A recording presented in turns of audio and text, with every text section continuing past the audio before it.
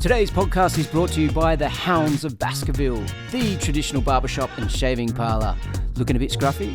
Got a big date? Maybe you got an important meeting?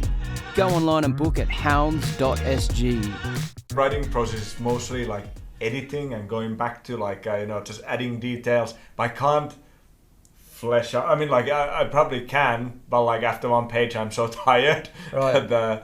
How long to write one page? I don't know. Like I can write maybe like if I write script, maybe 10 pages a day. Okay. Like if I work very hard, yeah. Or so you do your 3 hours, step away, come back, review a bit, and sort of work on those. Okay. Yeah. 10 script pages. Yeah, which is like very different to like letter or like any novel-ish sort of writing. Script is like, there's a lot of spaces. yeah, there is, but it's also it's a little bit more stop-start. Yeah. For me, I think. I don't know. Yeah. But I don't know. It's kind of new that I've discovered that this can come out of my fingers. I was talking to my mum and housework or whatever, and I tell her, we've been writing this stuff and this type of thing, and she was like, you were a really good writer when you were young. I was like, was I? and I was like, what do you mean young? Like, and she was like, when you were 5, your school teacher, you wrote poetry, and your school teacher wanted to be published in something. And I was like, serious? And she was like, oh yeah. I was like, and what happened?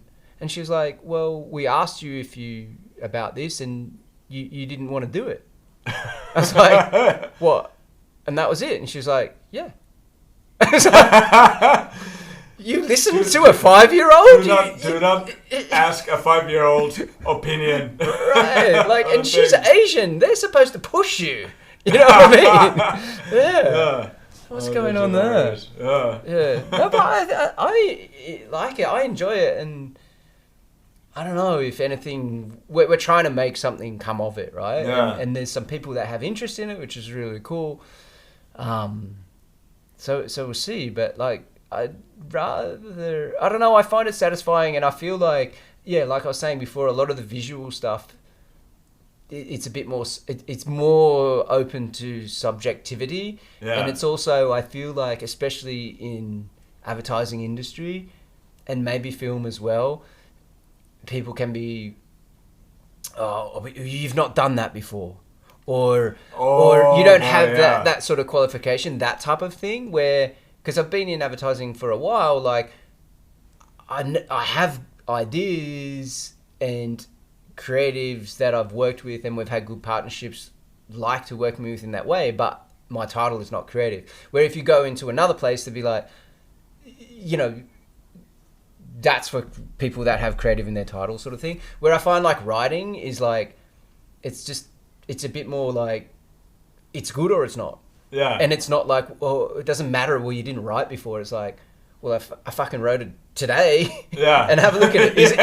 Is it good or is it not? Oh, it's good. Okay, cool. Yeah. Then it doesn't matter what we did yesterday or the day before. Exactly. And the thing is, like, when you're creating like things, like, especially when it comes like a film, I would say, or anything that requires like, publishing, basically, everybody will have like there will be so many opinions. Like, everyone wants to like give an opinion on your work. I usually like some sort of like it's not that easy, sort of as soon as someone goes No, I think like the key thing is that you just really need to kind of like know your own voice and know what you want to make, and like then I think the skill is really making others, because nobody will see it the way how you see it, and I still like bump into it a lot, like with my writing, like even though I have like things to show and some track record, still I realize like every reader, like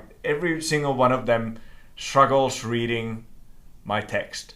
Right. Like, and not the usual collaborators. Not like people I work very tightly with, like those directors, for example. Like they know how to read my text.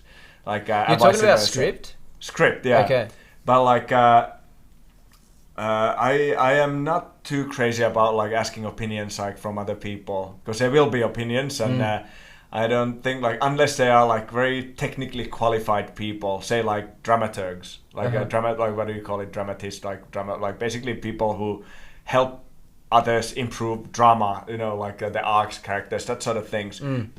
Technical advice, happy to take, but like a lot of the times I realize like people will have opinions, and they will envision things that you know, they will see it just in a very different kind of a way. So I find it mostly just annoying. Okay. Funny story, Paul. I get teased about this all the time in work with my old company, right? When I was working there, you were telling me, you were describing this, technique that you do. And I don't know if you remember, we were out in the fitness area, and there was 2 other physios, 2 guys out there, listening. And they're listening. Okay. And right, you were telling me how basically you asphyxiate yourself, right? No, it's not asphyxiate. No, I know, but they were hearing this. Another guy one guy was treating, had this guy up on a wall and was doing like these head motions into the wall, and then the other guy walked into the thing and was like, what is going on in here? He's like, he says he'll remember the day till he dies. He thought it was a mental asylum. You were showing me how you choke yourself or hang yourself, and this other guy was just doing head into the wall. And then he was like, what is going on in here? And he just turned out and was like, this place is mental. And they always remind me, do you remember you had that patient where that used to describe how he used to hang himself? I was like, he wasn't describing that. Yeah, right. Yeah. So funny stories. But so I think like, if I think back to when I first went to a physio, they used that, they put the gel on oh yeah, ultrasound. Yeah. They still have that type of machinery. It was invented in 1960 and hasn't evolved since 1960. So I was going to say, like, the techniques that you're using are like really, really different. And now in this new place, there's this new machine that you're using on, that you have used on me. Yeah. Horrible. Yeah. Painful. It hurts so much. So it's called Shockwave. So it's been around since the 60s, but we've only used it to break up kidney stones. That's how it was developed. Right. And how they found it was a load of sailors on a boat would have real stodgy, crappy food, and they would all get these gallstones and these kidney stones because of the poor quality of the food, right? But they'd suffer. So the guys down in the hull apparently were lying up against the motor of the boat, and it was the vibrations of that were breaking up their kidney stones. No way. So they were all cool after this crappy diet for 6 months on the boat, but the lads up on deck were all in bits and all having to quit their jobs, or they were having to get all these procedures. And then they figured out what the lads downstairs were doing was they were leaning against the vibrations. So that's how it was first found, and then that's how they then customized it and found out that they could shockwave. So all it is really high, very, very strong, intense sound waves that pulsate, and those sound can break up stuff. So like a drill in effect, right? And they started doing it on kidney stones and gallstones, and you just basically pee out the debris. So you just wee out all these crystals, because that's what it is. That's what I'm doing? That's when a kidney stone or a gallstone, right? So then in the late 90s, they figured, well, actually, if we're doing this through people's spine and hitting their kidneys and hitting their gallstones, why can't we do it at a lesser intensity, bring back the depth, and do it on musculoskeletal stuff? And then they started doing it, and they found out that actually it's amazing at breaking up scar tissue. Because scar tissue is really thick, dense fibres of, not like they're tissue, but they're not like muscle. They fill in a muscle tear and they fill in a tendon tear, but they're not made 100% of the same stuff. I believe everything happens for a reason.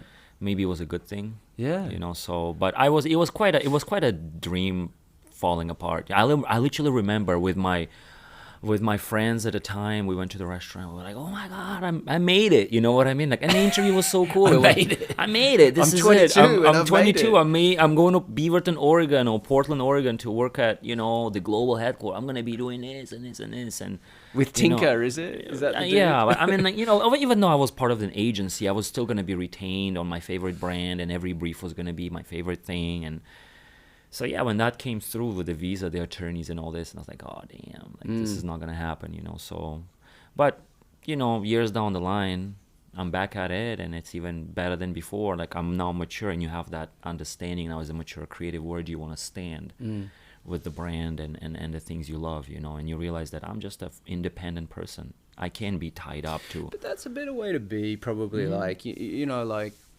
if you're like full-on employee and getting on that sort of treadmill and churning stuff out, you might lose some of the love for it that you have, right? I do. It's interesting you say this because I did have a conversation with one of my creative friends, and then she wanted me to go full-time. And I said, listen, I'm really interested in coming in, but as a freelancer, not because I don't want to commit. Actually, coming in as a freelancer will make me commit even more, because there's a level of responsibility. The better you do, the better the words, the more work you're going to get. When you're a full-timer, especially as a creative, a lot of us work and then we just kind of start like fading away, slacking around, and just deliver what's expected. But is that what you do, is it? I mean, like, it's just like a full-time curse. No, humans can end up that way. It's called a full-time curse. They'll get you know what comfortable. I mean? Yeah, you just get comfortable, and you just kind of like, I'm going to do it tomorrow, and I'm going to do it in 6 months, and it's fine, because you kind of broke the rules of what's expected, and you found that comfort spot.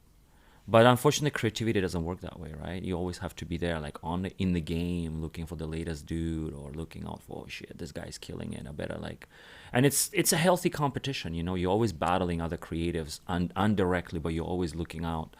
So for me, I realized like when I left my full-time job, my very first project, and I sent through the pitch, and it went to LA, and I didn't realize it went to LA, not Singapore. And then the return was like, your work is great, but whatever you've submitted sucks. Because I came from a very stable, comfortable position where I was submitting. So I submitted exactly at comfort level. Right. But they were like, we are getting you in to spice it up. We don't need another floaty that's just going to be here. We need somebody who will up it up, and you are not, because your work that you're showing us is, because obviously I was stressing out. So I put all my stuff nice and clean. But when it came to deliver, I was still in that corporate environment of like full-time. Staying within the lines. Yeah, just be like, this is fine. My ex-boss would love that. But then LA was like, this sucks, dude.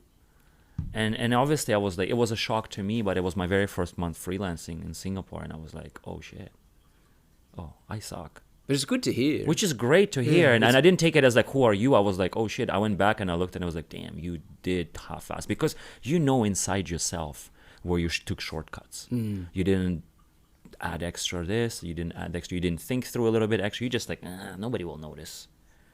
But that's what I mean. The expectation's a lot higher. And I like that challenge, that you come in as a freelancer and you always have to like be there overachieving. And I've realized is, freedom of schedule during the day allows you to really work in your peak hours where your brain is functioning. Yeah, who's to say everyone is best between 9 to 5? Like, I'm not going to lie to you, I love working with North America. I love sitting at 2 a.m. in the morning and getting on calls and just, it's dark and I'm talking about work and art. It's like night shifting, but it works for me. Yeah. You're not going to get me creative ideation at 9 a.m. in the morning and I'm still like with all this corporate flow of MRT and it's just the environment is not there, right? So that's just me. And I've realized I work really well that way, and if there's companies that allow me to do this right now, and I've realized that I'm delivering way better than I would be sitting in an office in an environment where like I know the time is running. I have, and that pressure hanging over being you. away from people as creative sometimes, even though it's also nice to be alone. I think that's good. It's me and my dog. We're hanging out. Yeah. And if I want to spend the next 10 minutes doing absolutely nothing, I don't need to worry about what's on my screen or am I looking at some weird stuff online, whatever that is.